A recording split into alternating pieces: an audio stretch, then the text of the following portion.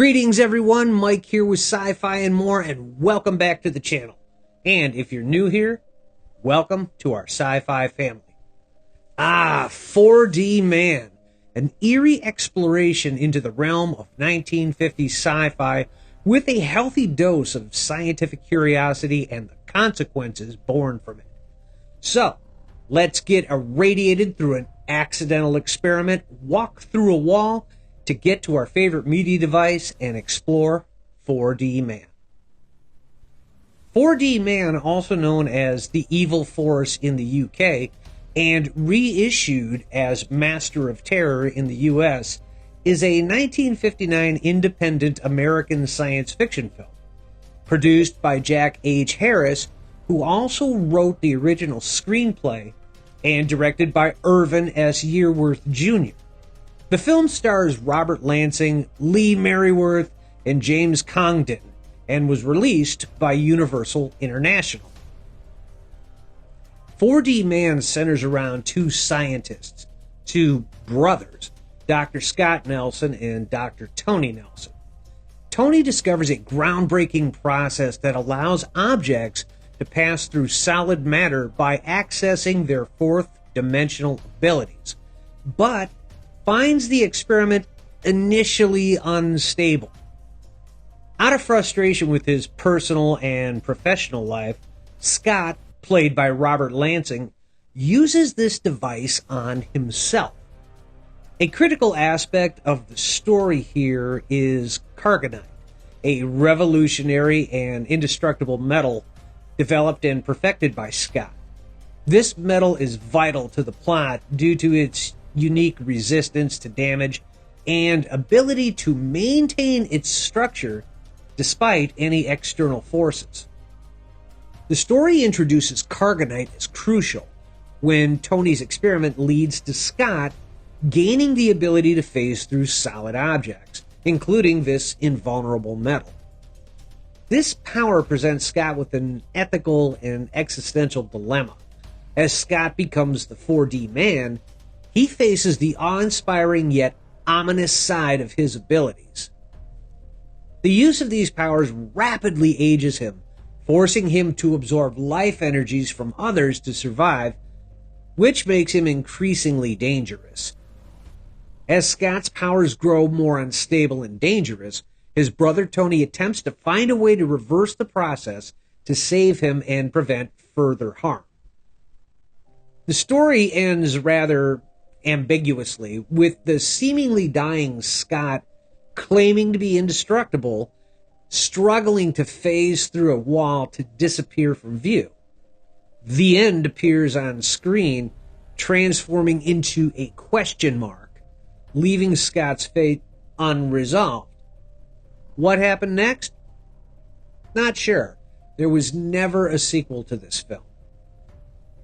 The 4D Man, unlike many of the movies that I talk about here on the channel, this one does not seem to be grounded or have its origins from a novel.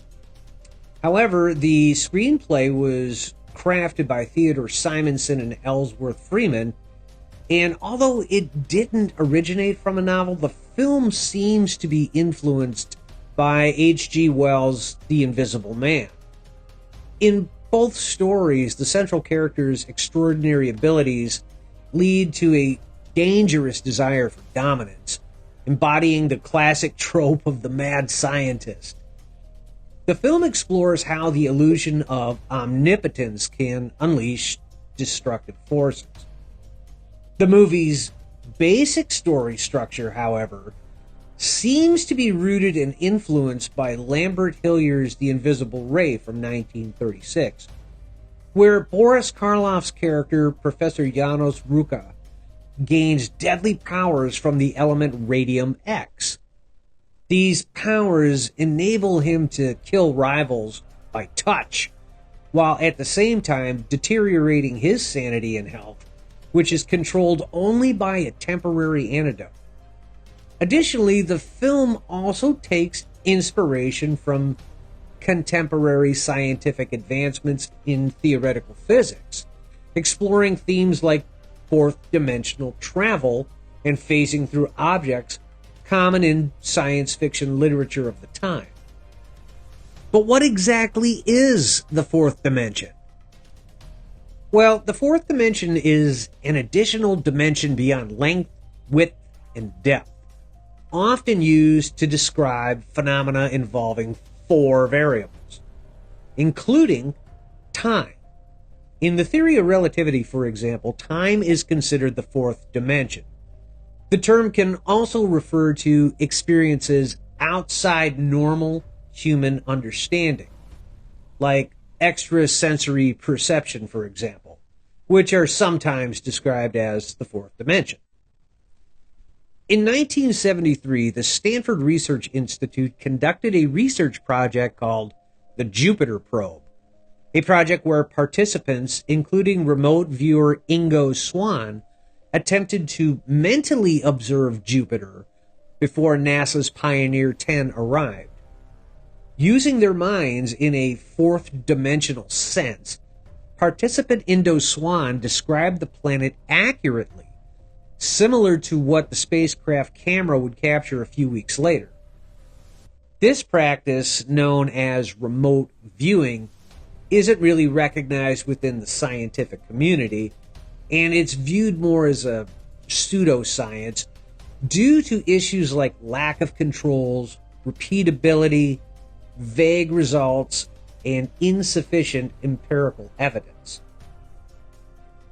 However, as any remote viewer or sleeping dreamer can tell you, the energetics of images are as dynamic as their physical forms. The body's response to the mind's experience can change the heart rate and blood pressure and force adrenaline to flow in either fight or flight reactions. Is the dimension just beyond the third the mind's fourth dimensional virtual reality? Or is it more like Einstein's matter to energy and energy to matter? We can either experience something as matter or energy. Both are real. After World War II, the development of atomic weaponry and the growth of nuclear plants influenced 1950 science fiction films. These movies often used the public's unfamiliarity with atomic research as a basis for their stories. Atomic testing in these films often led to the revival of extinct creatures, like in the case of The Beast from 20,000 Fathoms and Godzilla. They also depicted nuclear radiation causing giant mutations in existing animals, as seen in Them and Tarantula, as well as in humans, such as the Cyclops and Attack of the 50-Foot Woman. And in the instance of The Incredible Shrinking Man, exposure to a radioactive mist made a man shrink to microscopic size. 4D Man explores aspects of atomic research beyond the creation of nuclear weapons. It was one of the few films of the era to give audiences a glimpse into the activities within scientific facilities, focusing on experiments involving quantum physics, such as bombarding elements with subatomic particles and working with intensified electromagnetic fields. The film's cast was outstanding, particularly the performances of Robert Lansing and Lee Merriweather. Robert Lansing, known for his roles such as Gary Seven in the Star Trek original series episode Assignment Earth and the memorable Long Morrow episode of The Twilight Zone, gained increased recognition from his role in 4D Man. Although it wasn't his first film, following projects like the 1956 film Under Fire, 4D Man was one of the earlier significant film roles that put him in the spotlight. As for Lee Merriweather, she made her film debut with 4D Man, following her success as Miss America in 1955 and various television roles. The movie launched her film career, leading to notable roles including playing a live-action Catwoman in the 1966 Batman movie alongside Adam West that was released at the end of the first season of the 1960s Batman TV series that ran on ABC.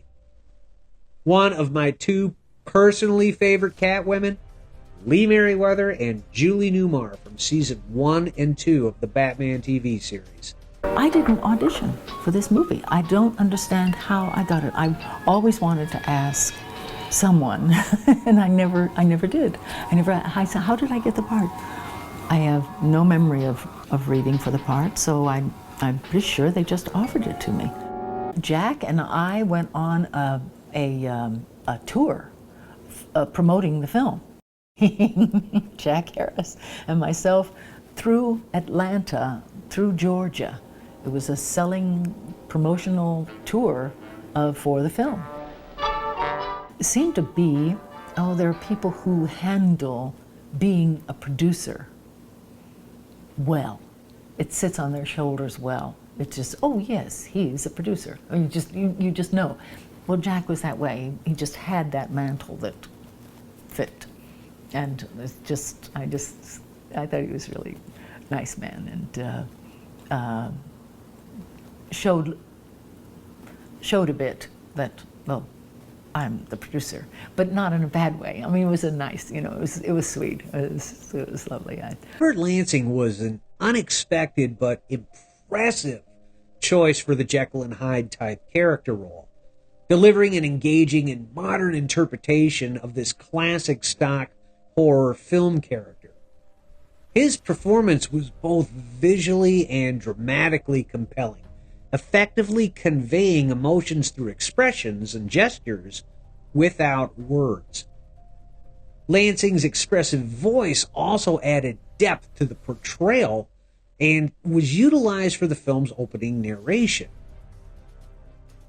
In his performance, Robert Lansing deliberately underplays his role to make his emotionally charged scenes, such as frustration over a rejected marriage proposal and resentment towards his superior, stand out more powerfully.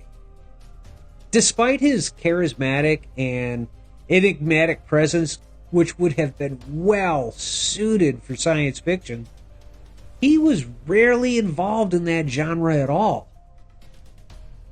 Now, there is some uncertainty about the filming timeline of 4D Man. The film features Patty Duke in a minor role when she was still a child, years before her acclaimed performance in The Miracle Worker in 1962 and The Patty Duke Show from 1963 through 66. In 4D Man, she appears to be between 8 and 10 years old, but since the film was released in October of 1959, when Duke was 13, it is speculated that the movie was actually filmed earlier. This suggests it might have been produced alongside Jack H. Harris's first sci-fi project, The Blob, which was filmed in 1957.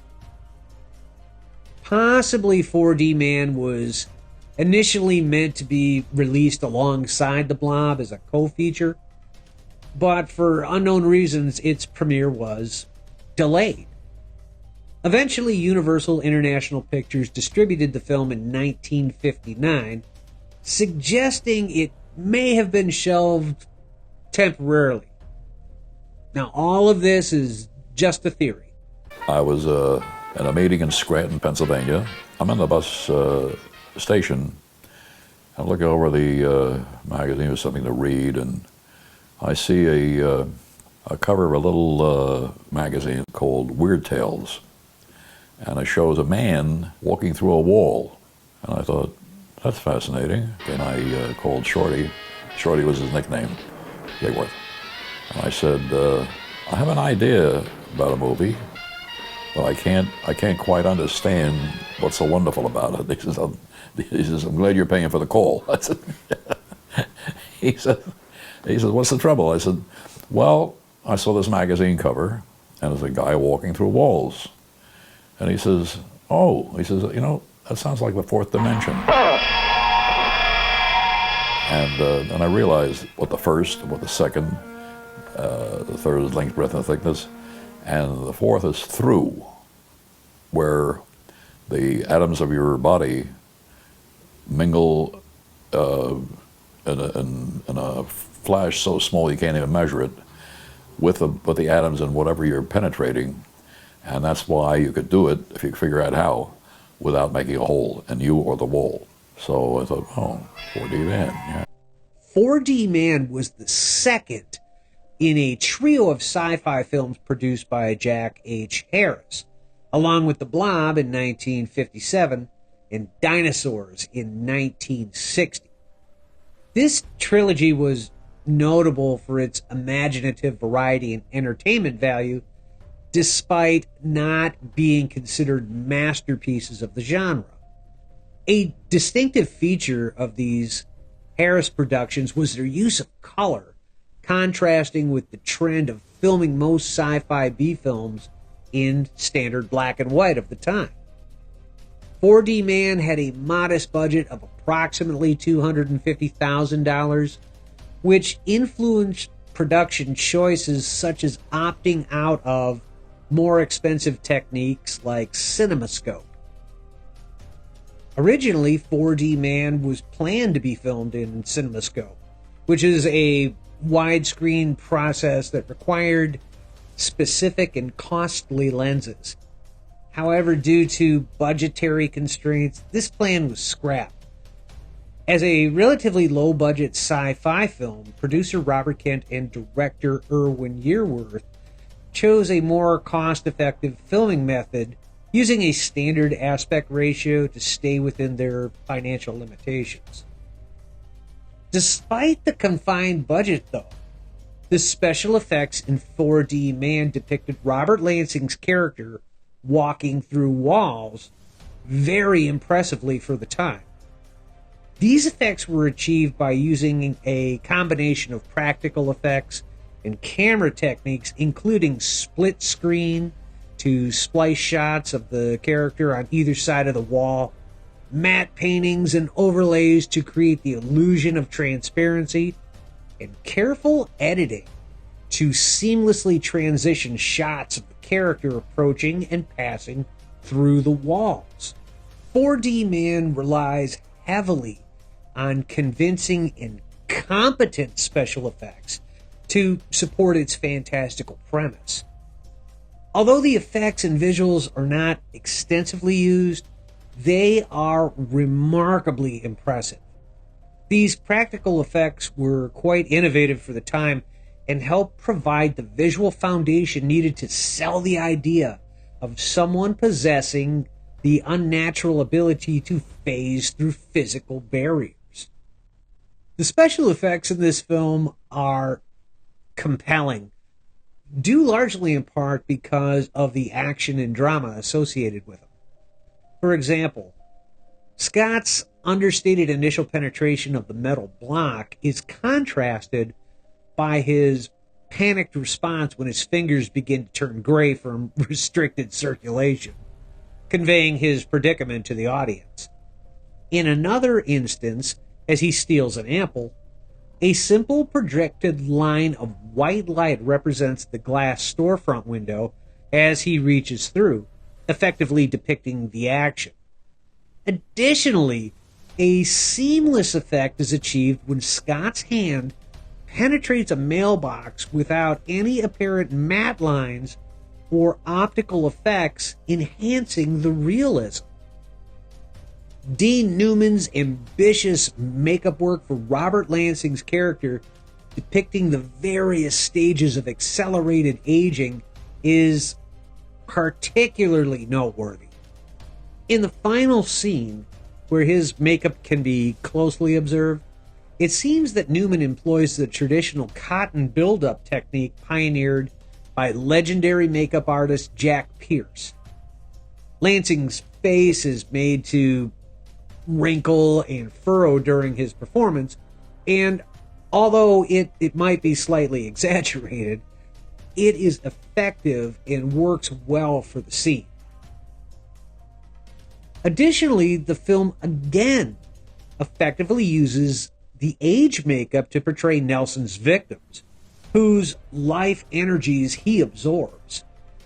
This is especially well executed in the first unintentional murder scene, where cartoon animation intensifies the rapid aging effects, making it seem more gruesome. And sound plays a significant role in the film, with a high-pitched electronic whine signaling Dr. Nelson's transformation into an interdimensional entity. Now, how about that music for the movie? The musical stylings of 4D Man feature jazz music composed by Ralph Carmichael, who also composed the score for The Blob. He incorporated jazz elements to create an atmospheric and modern soundtrack for the science fiction film. But it seems like most, not all reviewers of 4D Man, but most seem to have this unanimous dissatisfaction with Ralph Carmichael's brash and vibrant jazz score having been utilized for the nature of this film. Now, as a musician myself, I'm going to give you a different take on the soundtrack. Personally, I think these are fantastic jazz tracks. It's energetic. It has numerous syncopated change-ups on a number of the tracks. Just fantastic jazz. With that said, I do not think it's a good fit for the movie. Good movie, good music, just not good together in my opinion. I mean, I like grilled cheese sandwiches and I like peanut butter and jelly sandwiches. I just don't like them both combined together. There are points in this film that if you close your eyes, you would swear you're watching a different movie altogether. The opening theme is fast-paced, fast-moving jazz, reminiscent of early 1960s spy movies. Although on that point, I will say the way the introduction is shot and put together, the music fits real well. Personally, I think it fits better there than at any other point in the movie. There's one point in the movie that, for me, listening to the tones of the music, it reminds me of the 1971 film Dirty Harry. Specifically when Clint Eastwood's Inspector Callahan has his foot on the chest of the Scorpio Killer on the 50-yard line of the old Kezar Stadium in San Francisco, where the 49ers used to play. And there are other points of the movie you feel like you're watching something like I Spy or The Man from U.N.C.L.E. But overall, for me, the music is fantastic. It's curious that a soundtrack album wasn't issued in conjunction with the film's release for fans of this style of music. Alright, what about those props? Are there any props left over from the movie 4D Man? Well, this one is a little bit more tragic. All I could find were two of the apparatuses used by Dr. Nelson in the movie 4D Man, consisting of wooden beams wound with wires and strings, and platforms covered with silver wallpaper-like material, which were sold at Bonham's auction in June of 2024. Now, despite being part of movie history, these props, along with some movie posters, only sold for $12.80. Given the low value of the sale, I don't think I could build a replica of that apparatus for $12.80. And as far as I could find, in addition to no direct sequel, there haven't been any official reboots or reimagining of 4D Man. There are no novels or even comic books that cover 4D Man. The closest that I was able to get with that was a comic book that's put out by Marvel Comics called Mercurio, the 4D Man. But that character has no connection at all to 4D Man, making the film a true standalone piece within its niche of science fiction cinema from the era. 4D Man grossed approximately $1 million at the box office, making a successful return on investment considering its modest budget of about $250,000. Not too shabby. And there you have it, Cosmic Core. We hope you have enjoyed our retrospective on 1959's 4D Man. And if you did, please be sure to hit like and share the video. And if you feel we earned it, please be sure to subscribe. It's one click for you, but it means the world to us. I mean, what would you do if you had the ability to pass through solid objects? I mean, it could make for an interesting experience. Let me know your thoughts in the comments below. And thank you all again for your continued support of our channel. We greatly appreciate all of you, and we would not be here if it weren't for you. Stay tuned. We have lots more videos coming your way shortly. So until next time, have a great galactic day.